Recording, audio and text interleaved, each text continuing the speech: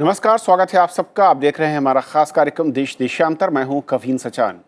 देश देशांतर में आज हम बात करेंगे पाकिस्तान के दुष्प्रचार की और यूएन फोरम में किस तरीके से पाकिस्तान ने कश्मीर के जरिए दुष्प्रचार करने की कोशिश की और राइट टू रिप्लाई के अधिकार के साथ भारत ने वहां पर पाकिस्तान को करारा जवाब दिया है। और पाकिस्तान के प्रधानमंत्री ने हाल के दिनों में यूएन के फोरम पर कश्मीर को लेकर एक बार फिर से अपना पुराना राग छेड़ा था और इसके बाद भारत ने जवाब देते हुए साफ शब्दों में कहा कि जम्मू कश्मीर भारत का अभिन्न हिस्सा है। और अब इतना ही नहीं, भारत ने पाकिस्तान से पीओके पर अवैध कब्जा खाली करने की लिए भी साफ तौर पर कह दिया है। और यूएन में जब भारत की ओर से ये बात रखी गई, जो फर्स्ट सेक्रेटरी हैं मेजितो विनुतो, उन्होंने साफ किया कि भारत का अभिन्न हिस्सा है और पाकिस्तान के कब्जे वाले कश्मीर को लेकर अब जो भी है वो बातचीत होनी है। और साथ ही साथ उसने पाकिस्तान ने जिस तरीके से जो अवैध कब्जा किया हुआ है वो पाकिस्तान जल्द से जल्द और हर हालात में उसे खाली करे। इस पर हम बातचीत करेंगे कि पाकिस्तान बार बार यूएन जैसे फोरम का इस्तेमाल क्यों इस तरीके के दुष्प्रचार के लिए करता है और अब पाकिस्तान की मंशा क्या है, और इसके साथ साथ गिलगित बाल्टिस्तान पर भी पाकिस्तान किस तरीके से जो एक रणनीतिक तौर पर चुनाव के जरिए वहां पर अपने कब्जे को जायज ठहराने की नापाक साजिश रचता हुआ नजर आ रहा है, उस पर भी भारत का कड़ा जवाब है। इन दोनों पक्षों को समझेंगे आज अपने कार्यक्रम में। हमारे साथ तीन बेहद खास मेहमान हैं। विवेक काजू सर हैं, पूर्व राजदूत, सर बहुत बहुत स्वागत है आपका। हमारे साथ आलोक बंसल जी हैं, डायरेक्टर हैं इंडिया फाउंडेशन से, आपका स्वागत है आलोक जी। और राणा बनर्जी सर हैं, foreign special secretary government of India से, सर बहुत बहुत स्वागत है आपका। विवेक सर, पहले शुरुआत में आपसे करना चाहूँगा, पाकिस्तान जब भी मैं कहूँ कोई एक बेहतर मौका या किसी भी तरीके से इस यूएन के फोरम पर एक मौका मिलता है उसे अपनी किसी भी मसले को लेकर बात रखने का, और वो घूम फिर कर वापस कश्मीर के मुद्दे पर आता है और दुष्प्रचार की जो एक पुरानी मैं कहूँ कि इतिहास है उसी को दोहराने की कोशिश करता है। हालांकि इस बार जो भारत की ओर से जवाब, उसे आप कैसे देखते हैं और पहले से ये कितना ज्यादा कड़ा है? अब देखिए, पाकिस्तान, मैं ये मानता हूं कि पाकिस्तान की फौज, जो पाकिस्तान के नेता अक्सर पाकिस्तान की फौज जो है उसी का राग अलापते हैं। वो एक प्रकार से मानसिक रोग के शिकार, क्योंकि वही बात वो दोहराते रहते हैं, वही दुष्प्रचार करते रहते हैं और दुनिया उसको नजरअंदाज करती है। उस दुष्प्रचार का लक्ष्य होता है, अगर वो लक्ष्य पूरा नहीं हो रहा है तो वो उससे कुछ असर नहीं पड़ता है और उस नुकसान जो कर रहा है उसी का होता है, जैसे पाकिस्तान का हो रहा है। अब उनका लक्ष्य क्या है, इसको समझना है। पहला लक्ष्य यह है कि भारत को बदनाम करो इस्लामी दुनिया। दूसरा लक्ष्य यह है कि जो उदारवादी संगठन है या उदारवादी एक राय है दुनिया में, उसके सामने एक भारत का नक्शा रखो, एक भारत का रूप रखो जो कि वास्तविकता से दूर है। और तीसरा लक्ष्य यह है कि कुछ न कुछ कश्मीर में खिचड़ी पकाते रहे। ये तीन लक्ष्य हैं। अब इसमें क्या कामयाब हो रहे हैं? नहीं। इस्लामी दुनिया में भारत के खिलाफ कोई शिकवा नहीं है, कोई देश नहीं है जो, टर्की और एक शायद मलेशिया को छोड़कर, जिसने पाकिस्तान का कश्मीर के मामले में जो हमने परिवर्तन किए हैं, जो भारत की नीति रही है, उसका विरोध किया। हाँ, दूसरा, कश्मीर में वो जो लोग हैं जो पाकिस्तान के राग अलापते हैं, जो पाकिस्तान के साथ रहते हैं, थोड़ा बहुत उनमें एक हलचल मच जाती है कि पाकिस्तान ने फिर कहा, लेकिन क्या जमीनी हकीकत में इसमें कुछ फर्क आता है? बिल्कुल नहीं। तीसरा जो उनका लक्ष्य है, एक उदारवाद जो राय है दुनिया की, उसके सामने भारत का एक रखना। और आप देखेंगे कि अब जब से भारत 5 अगस्त 2019 के बाद से इमरान खान एक ही बात दोहराते रहे। मेरा मानना है कि पाकिस्तान के कहने से जो दुनिया की उदारवादी राय है उसमें कुछ फर्क नहीं पड़ रहा है, क्योंकि पाकिस्तान का खुद हाल इतना बुरा है। जो वो सलूक करते हैं अपने अल्पसंख्यकों के साथ, जिस प्रकार से फौज वहां पे हस्तक्षेप करती है, उस सब की वजह से पाकिस्तान की बात तो कोई नहीं सुनता और हमें उस पर ध्यान नहीं देना है। लेकिन मेरा ये जरूर मानना है कि जो उदारवादी हलके हैं दुनिया के, उनके साथ हमें अपनी एक राय का आदान प्रदान करना चाहिए, एंगेजमेंट उनके साथ रखनी चाहिए कि उनको भी ठीक से पता चले कि भारत क्या है। लेकिन एक आखिरी शब्द मैं कह दूं कि दुनिया के जो बड़े देश हैं उन पर जो हमने कदम उठाए हैं उनका कुछ असर नहीं पड़ रहा है, जो संवैधानिक कदम है। हाँ, कभी कभी ये जरूर टिप्पणी आती है इनकी सरकारों से कि भाई वहां पर जो जो एडमिनिस्ट्रेटिव कदम हमने उठाए हैं उन पर हमें कुछ ध्यान देना चाहिए, पुनर्विचार करना चाहिए। तो अगर आप पूरी चीज देखें तो हमने जो राइट ऑफ रिप्लाई में कल कहा वो बहुत ही अच्छे रूप से हमने पाकिस्तान को प्रत्यक्ष रूप में बता दिया, जो कि अप्रत्यक्ष रूप में पहले ही से साफ था कि पूर्ण अब तो जम्मू कश्मीर और लद्दाख की जो यूनियन टेरिटरीज दो बनी हैं उसमें उनके एरिया जो भारत की भूमि पर पाकिस्तान का अवैध कब्जा है, और अगर हम बातचीत करेंगे तो उसी पर होगी कि किस तरह पाकिस्तान का कब्जा वहां से हटे। ये पहले अप्रत्यक्ष था, अब हमने यूनाइटेड नेशंस की पटल पे ये साफ कर दिया और मुझे लगता है ठीक किया है। बन्ने जी सर, दो चीज़ें हैं। एक तो ये कि पाकिस्तान जिस तरीके से और जो पिछले एक महीने से पाकिस्तान के अंदर घटनाक्रम चल रहे थे, सेना की ओर से दबाव, इमरान खान साहब का और जिस तरीके की पैंतरेबाजी है, और ये वही साहब हैं जिन्होंने खुद माना था अलग अलग मंचों पर कि पाकिस्तान में आतंकवादियों को ट्रेनिंग मिलती है, वहाँ पर कैंप हैं, उनको बंद करने की सरकार वहाँ की कोशिश कर रही है। फंडिंग को लेकर अंतर्राष्ट्रीय पटल पर जिस तरीके के प्रतिबंधों की आशंका और बादल मंडराते रहते हैं बार बार, और अब यूएन में एक बार फिर से इस तरीके का बयान। और जैसे कि काजू सर ने कहा कि धीरे धीरे जो दायरा है कि जिनको वो शायद अपनी तरफ खींचना चाहते हैं, अपनी बात पहुंचाना चाहते हैं, उस जगत तक भी अब ये रीच खत्म होती जा रही है। और जो अब मसला है, जिस तरीके से भारत ने एग्रेसिव रुख अख्तियार किया है, वो अब केंद्रित है पीओके को लेकर। व्यवहारिक रूप से अगर देखा जाए तो अंतर्राष्ट्रीय स्तर पे जो कुछ भी काजू ने कहा मैं उससे सहमत हूँ, लेकिन अगर व्यवहारिक स्तर से देखा जाए तो ना ही पाकिस्तान की नीतियों में जो कश्मीर में आतंकवाद को सहारा देने की नीति है, इस पर कोई तब्दीली नज़र आती है। और दूसरी पटल पे अगर हम कहें या देखें, हमें जो है और वहाँ पे कुछ पदक्षेप लेने होंगे जिससे कि कश्मीर में जो अवस्था है वो सुधरे और अंतर्राष्ट्रीय स्तर पर भी ये सबके सामने आए। आलोक जी, जो रीच है मैं कहूँ कि पाकिस्तान की थी, और जिस तरीके से इस मसले को बार बार यूएन के पटल पर उठाने की कोशिश या प्रयास पाकिस्तान की ओर से होते हैं, और हर बार मसला घूम फिर कर आतंकवाद पर जब आता है तो पाकिस्तान के ऊपर जितने आरोप लगे हैं, और पाकिस्तान के खुद नेता या प्रधानमंत्री इन चीज़ों को अलग अलग मंचों से स्वीकार करते रहे हैं। 2019 में ही पाकिस्तान के प्रधानमंत्री ने यूएस के दौरे पर यह सार्वजनिक मंच से कहा था।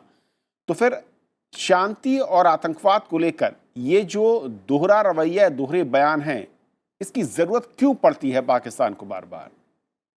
देखिए, पाकिस्तान का जिस तरीके से वजूद है और जिस तरीके के हालात वहाँ आज चल रहे हैं, जिसमें कि इमरान खान और उनकी सरकार जो है पूरी तरह से विफल रही है, ना वो आर्थिक रूप से कोई प्रगति कर पाए हैं, ना जो उनके खिलाफ जो है अभी अपोजिशन पार्टीज ने एक ऑल पार्टी कॉन्फ्रेंस करके सरकार से इस्तीफे की मांग की है, सरकार के जाने की मांग की है।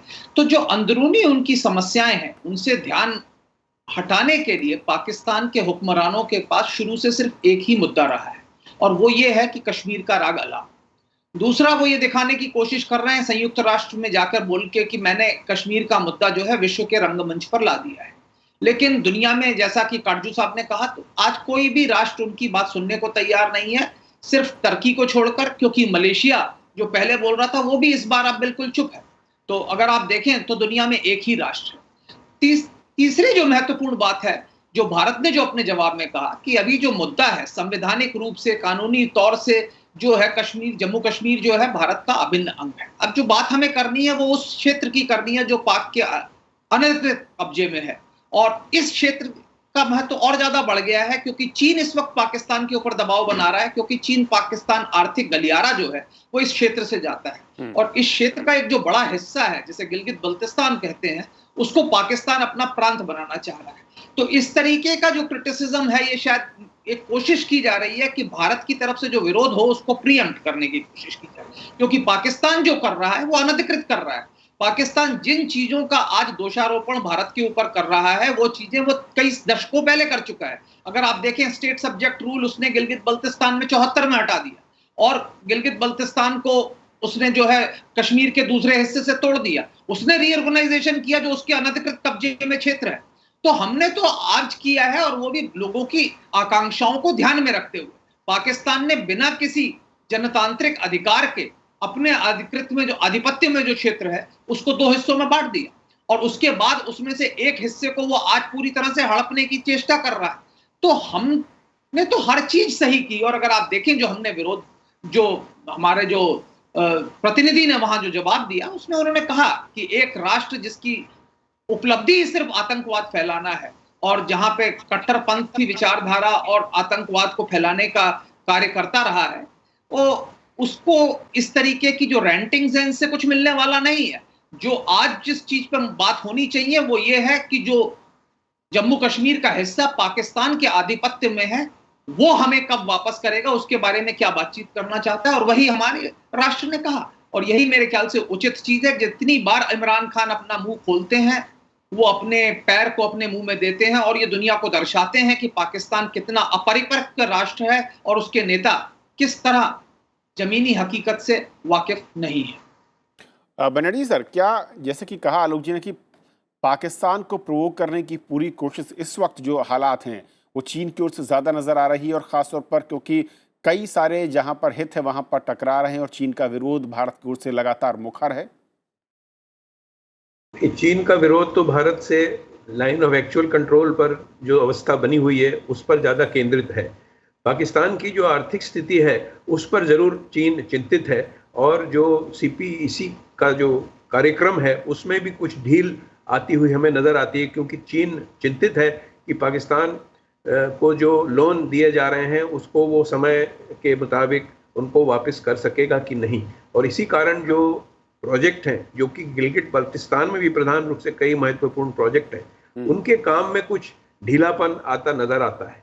दूसरी बात यह है कि गिलगित बल्तिस्तान के लोग भी चीन के इन कार्यक्रमों से ज़्यादा खुश नहीं है, क्योंकि वहाँ पर जब चीन कोई कार्यक्रम करता है, कोई प्रोजेक्ट करता है, तो वो अपनी लेबर वहाँ लाता है बनिस्बत की वहाँ के लोकल लेबर को रोजगार प्रदान करे।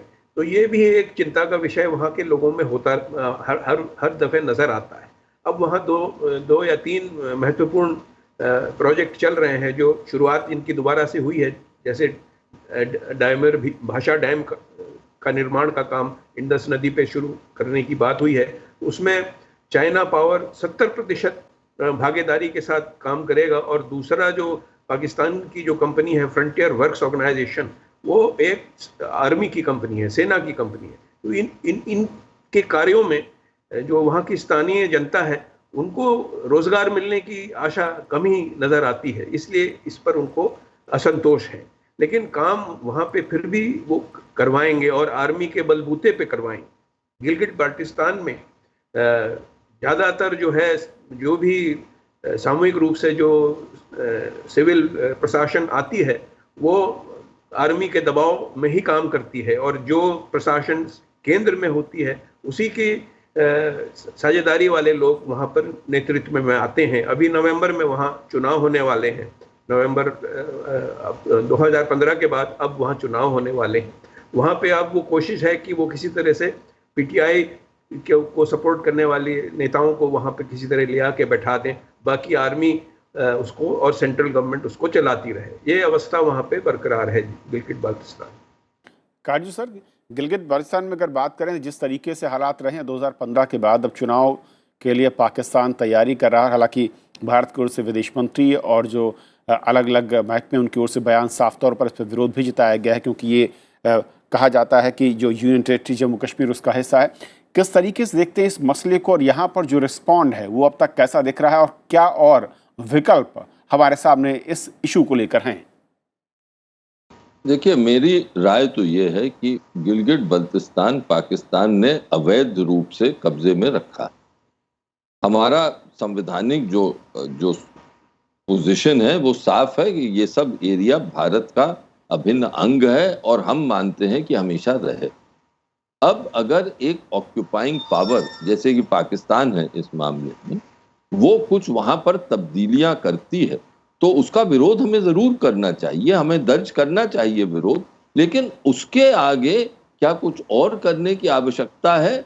अंतर्राष्ट्रीय कानून के तहत तो मुझे लगता है और कुछ करने की आवश्यकता नहीं है, क्योंकि अगर उनके अवैध कब्जे में है और वहां पर वो परिवर्तन कर रहे हैं तो हम उस अवैध कब्जे को ही नहीं मानते तो जो परिवर्तन कर रहे हैं उसको कहाँ मानेंगे? तो एक प्रोटेस्ट जरूर करना चाहिए कि देखिए ये आप जो कर रहे हैं गलत है, हमें अस्वीकार है। लेकिन जैसे पाकिस्तान ने एक अपने आप 5 अगस्त के बाद जो हमने करा है उसके बाद एक उन्होंने सब दुनिया में अपना एक मजाक सा बना लिया है, दुनिया उन पर हंस रही है आजकल। उस रास्ते पर किसी देश को नहीं जाना चाहिए। तो इस वक्त सिचुएशन ये है कि चीन भी वहां कर रहा है तो चीन को भी हमें वार्न कर देना चाहिए जैसे हमने किया है कि ये हिस्सा हमारा है, यहाँ पर जो आप एक ऑक्यूपाइंग पावर जो पाकिस्तान है उसके साथ कर रहे हैं वो हमें मंजूर नहीं है। यही हमने ऐतिहासिक रूप से हमेशा किया। जब काराकोरम हाईवे बन रहा था तब किया, 1963 में जब पाकिस्तान ने अवैध रूप से कुछ कश्मीर का कि जो उस जमाने में स्टेट ऑफ जम्मू कश्मीर था, अब तो 5 अगस्त के बाद बदल गई है स्थिति, वहां पर उन्होंने भूमि उस इलाके की चीन को दी, उस पर हमने विरोध दर्ज किया। तो हमने हमेशा विरोध दर्ज किया है और उसके बाद हमने कहा है कि ये जब 1972 में शिमला एग्रीमेंट के तहत हम दोनों देशों ने ये कहा कि भाई ये सब जो मामला है ये हम सुलझाएंगे शांतिपूर्ण तरीके से बातचीत से, लेकिन फिर बातचीत की नौबत ही नहीं आती क्योंकि पाकिस्तान आतंकवाद पर कायम है और आतंकवाद तो करता ही रह रहा है। एक आखिरी चीज मैं ये कहना चाहता हूं कि इन मामलों में धीरज और धैर्य रखने की जरूरत है जो कि हमेशा हम दिखाते हैं। और इस बार हमने जैसे मैंने पहले कहा वो मैं दोहराना चाहता हूं क्योंकि इंपॉर्टेंट पॉइंट है, अप्रत्यक्ष रूप से हमेशा हमारा इशारा यही था कि जब भी बातचीत होगी शिमला एग्रीमेंट के तहत जो फाइनल सेटलमेंट की बात है, जब वो ये सब छोड़ देंगे तो उसी पर बातचीत होगी कि जो पाकिस्तान ने अवैध रूप से रखा हुआ है उसको पाकिस्तान कैसे छोड़ेगा। आज के दिन मुझे बहुत खुशी है कि हमने ये बात यूएन के में साफ कर दी है कि अगर कुछ मसला है तो वही है जो पाकिस्तान ने कब्जा किया हुआ है हमारी भूमि पर और पाकिस्तान को वो कब्जा छोड़ना चाहिए। आलोक जी, ये वाकई जो काजू सर ने कहा बहुत इंपॉर्टेंट है कि जो जवाब है, हालांकि हमने संसद की ओर से हमने बहुत सारे प्रस्ताव पारित किए, लेकिन यूएन के फोरम पर पहली बार शायद ऐसा है कि जब हम सीधे सीधे साफ तौर पर कह रहे हैं कि मसला है क्या और अब बातचीत अगर होगी तो किस मसले पर होगी।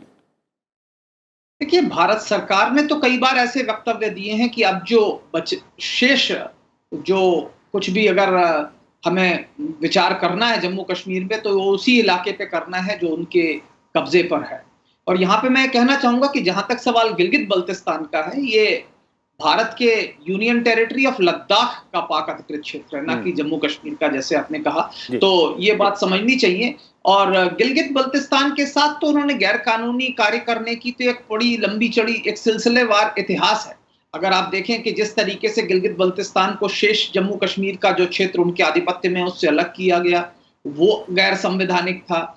आज की तारीख में वहां एक भाषा दायमर बांध बनाया जा रहा है जो कि इनके जो कृषि योग्य भूमि है उसको जलमग्न करेगा, लेकिन जो है बिजली जो है पाकिस्तान को मिलेगी, रॉयल्टी खैबर पख्तूनख्वा को मिलेगी। वहां पे करीब 32 प्रोजेक्ट चल रहे हैं आज की तारीख में और बड़ी संख्या में चीनी लोग आके कार्य कर रहे हैं, उससे लोगों को समस्याएं हैं। और अब ये चुनाव कराए जा रहे हैं, अब उसको एक प्रांत बनाने की साजिश रची जा रही है। तो भारत का विरोध तो वाजिब है। अगर हमारी भूमि है और उस भूमि को के अंदर वहां के रहने वाले जो लोग जो कि भारत के संवैधानिक रूप से नागरिक हैं उनके साथ अन्याय हो रहा है, तो हमारी आवाज उठाने का एक हमारा हक है, हमारा एक जरूरी आवश्यक चीज है और जो भारत की सरकार कर रही है। ये बहुत अच्छी बात है कि भारत की जो सरकार है उसने संयुक्त राष्ट्र के पटल पर यह बात साफ रूप से कह दी है कि जम्मू कश्मीर, लद्दाख अब भारत के अखंड अंग है और अब जो भी बातचीत होनी है वो उस क्षेत्र पे होनी है जो पाकिस्तान के अवैध कब्जे में है। और वहां पे जो चीजें हो रही हैं उस पे पिछले कुछ समय, एक समय था जब भारत की तौर से जो प्रतिक्रिया होती थी वो थोड़ी धीमी होती थी। अब वो प्रतिक्रिया जो है एक जोर शोर से हो रही है और अब जो है अंतरराष्ट्रीय पटल पर बोला जा रहा है। और हमें कोशिश करनी चाहिए कि वहां पे होने वाले हर प्रोजेक्ट के लिए, क्योंकि इंटरनेशनल फाइनेंसिंग के लिए जाती है, हम उसका अपोजिशन करें वर्ल्ड बैंक में, IMF में, ADB में, जहां पे भी हमारा वोट है। हमको ये कोशिश करनी चाहिए कि इन प्रोजेक्ट्स के लिए इंटरनेशनल फंडिंग ना मिले, क्योंकि आज की तारीख में वहां कई प्रोजेक्ट्स प्लान किए जा रहे हैं। जैसा राणा बनर्जी साहब ने कहा, चीन एक बहुत बड़े रूप से इस क्षेत्र में आज सक्रिय है। काराकोरम हाईवे का रीअलाइनमेंट हो रहा है, भाषा डायमर डैम बन रहा है, नॉर्दर्न इंडस कैस्केड बन रहा है, एक काफी बड़ी परियोजनाएं बन रही हैं यहाँ से पन बिजली निकालने की। और यहाँ की जो जनता है वो पाकिस्तान के इस अवैध शासन से त्रस्त है और वो लोग कई बार बोल चुके हैं कि भारत की सरकार को हमारे लिए कुछ करना चाहिए। मुझे याद है कि आज से कम 12-13 साल पहले मंजूर परवाना जो गिलगित बल्तिस्तान के, उन्होंने कहा था भाई हम भारत के नागरिक हैं, हमारे लिए आप रिजर्वेशंस रखिए एजुकेशनल इंस्टीट्यूशंस में, क्योंकि पाकिस्तान तो हमें कुछ सुविधाएं नहीं प्रदान कर रहा। तो मेरे ख्याल से इस बात को हमें और आगे ले जाना चाहिए और जो हमने आज संयुक्त राष्ट्र पे कहा है उस पे और ज्यादा क्रियान्वयन होना चाहिए। हमारे जो वहां पे उच्चायुक्त हैं जो इस्लामाबाद पे हैं, जिस तरीके से यहाँ पाकिस्तानी उच्चायुक्त जो है हुर्रियत के लोगों से मिलते हैं, वैसे हमें कोशिश करनी चाहिए कि जो गिलगित बाल्तिस्तान के जो राष्ट्रवादी नेता हैं जो पाकिस्तान विरोधी हैं, हम उनसे संपर्क बना के रखें और उनकी हौसला अफजाई करें जितना हम कर सकते हैं। बनर्जी सर, चाहे वो UN में पाकिस्तान के दुष्प्रचार के मसले हों बार बार जो सामने आते हैं, या फिर गिलगित बाल्तिस्तान में, इन दोनों मसलों पर बेस्ट वे टैकल करने का क्या दिखता है जो कि रूट हो सकता है भारत सरकार के लिए? देखिए, हमारे जो कार्यक्रम है वो वास्तविकता पे मबनी होने चाहिए। वास्तविकता ये है कि गिलगित बाल्टिस्तान में पाकिस्तानी सेना का प्रभाव बहुत गंभीर, काफ़ी ज़्यादा है। 5 तो वहाँ पे इन्फेंट्री ब्रिगेड्स हैं, 2 एक इंजीनियरिंग ब्रिगेड, एक सिग्नल्स ब्रिगेड है। तो अगर सिर्फ आर्मी की संख्या आप देखें तो 20-25 हज़ार से ज़्यादा वहाँ पे हर वक्त मौजूद है। इसके अलावा वहाँ जो डिसेंट होता है, वहाँ जो प्रतिरोध वगैरह होता है राजनीतिक तौर पर, उस पर भी वो कड़ी लगाम रखते हैं। अभी हाल में ही जो है पिछले 2-3 साल में उन्होंने कई वहाँ के president Gilgit Baltistan bar association के एहसान अली साहब 2018 में उन्होंने अरेस्ट कर लिया। उसके बाद बाबा जान वहाँ के नेता थे, काफ़ी बड़े नेता माने जाते हैं, पॉपुलर नेता माने जाते हैं, उनको भी उन्होंने अरेस्ट करके बंद करके रखा है। उनके फैमिली मेम्बर्स को मिलने तक वो नहीं देते। पहले एक बालावरिस्तान नेशनल फ्रंट होता था, उसके एक नेता विदेश में काफ़ी सक्रिय थे, अब्दुल हामिद खान बशानी, उनसे उन्होंने कुछ सुलह करके उनको वापस बुला लिया है। वापस बुला के उनको उन्होंने अपने में मिला लिया है कि अब आप कुछ गड़बड़ मत करिए तो हम आपको जो है कुछ ना कुछ दे देंगे। इस तरह की बात वहाँ करके वो रखते हैं नेताओं के साथ। अब हमको यही देखना है कि वहाँ की जनता जो है जिसमें काफ़ी असंतोष है, उनको किस तरह से उजागर किया जा सकता है। अब ये जो है इस्लामाबाद में बैठे हमारे उच्चायुक्त वास्तविक रूप से उनसे मिल नहीं सकते, मिलने जाने को दिया ही नहीं जाता है। और वहाँ के जो और हमारे जो डिप्लोमेट हैं उनको वहाँ जाने की परमिशन नहीं मिलती है। तो किस तरह से ये किया जाए? जब वो इस्लामाबाद आते हैं तो उनको कड़ी निगरानी में रखा जाता है वहाँ के नेताओं को। तो ये अगर वास्तविक रूप से देखा जाए तो बाहर, दोनों मुल्कों के बाहर ही कहीं पे मुलाकातें वगैरह या उनको सहायता देने की बात संभव की जा सकती है। वो कोशिशें जारी रहती हैं, कुछ हद तक सफल भी होती हैं, कुछ हद तक नहीं होती हैं। वर्तमान अवस्था यही है। ओके, काजू सर, एक आखिरी कमेंट मैं चाहूँगा आपका कि हालांकि राजनयिक और जो रणनीतिक तौर पर कदम होते हैं उनकी टीवी पर चर्चा नहीं होती और ना ही करनी चाहिए, लेकिन फिर भी जिस तरीके से हमने अब अगले कदम को बढ़ाया है और जो UN में पहली बार POK को लेकर हमने फोकस किया है, इसी को ज़्यादा एग्रेशन के साथ सभी मोर्चों पर एक साथ खोलने की ज़रूरत है, इस पर चर्चा की ज़रूरत है, या कुछ और हम यहाँ पर आगे बढ़ सकते हैं? देखिए, मैं भी ये समझता हूँ कि हमारी नीतियों को वास्तविकता से, हकीकत से कभी दूर नहीं जाना चाहिए और ये ध्यान में रखना चाहिए कि जिन लोगों की हम मदद कर रहे हैं उनकी वास्तविक रूप से मदद हो, उन पर उनका नुकसान ज्यादा ना हो, क्योंकि पाकिस्तान में तानाशाही हुकूमत हमेशा से रही है और वो अपनी जनता की परवाह नहीं करते।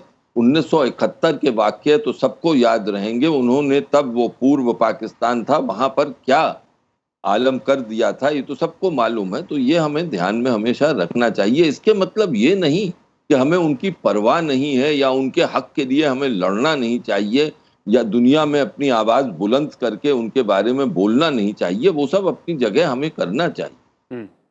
यहां तक मेरा मानना है, हमें बार बार दुनिया को अब ये सेंसिटाइज करना होगा कि देखिए, असल मसला ये है कि पाकिस्तान हमारी भूमि को कब्जे में रखे हुए। ये जो पाकिस्तान अभी तक प्रचार कर रहा है कि और फोकस करवा चाहता है कि कश्मीर वादी पर रहे, वहां से फोकस हटाना पड़ेगा कि दरअसल मसला है जो पीओके का और जो जो गिलगित बल्तिस्तान में हो रहा है। इस पे समय लगेगा, क्योंकि दुनिया को इन चीजों को समझने में वक्त लगेगा, लेकिन हमें धीरे धीरे एक ग्रेजुअल बेसिस पर इसको आगे बढ़ाना चाहिए। और मुझे यकीन है कि भारत सरकार ये करेगी, क्योंकि ये चीजें, ये तब्दीली, जहनियत में तब्दीली दुनिया की आने में वक्त लगता है, कोई एक यकायक नहीं हो जाता। तो इस प्रोसेस को शुरू किया है, इस प्रोसेस को पर अमल रहना और इस प्रोसेस को आगे बढ़ाने की जरूरत है राजनयिक रूप से। ओके सर, बहुत बहुत शुक्रिया आप तीनों मेहमानों का हमारे साथ आज की इस खास चर्चा में जुड़ने के लिए। और तो फिलहाल आज हमारे इस खास कार्यक्रम में इतना ही। नमस्कार।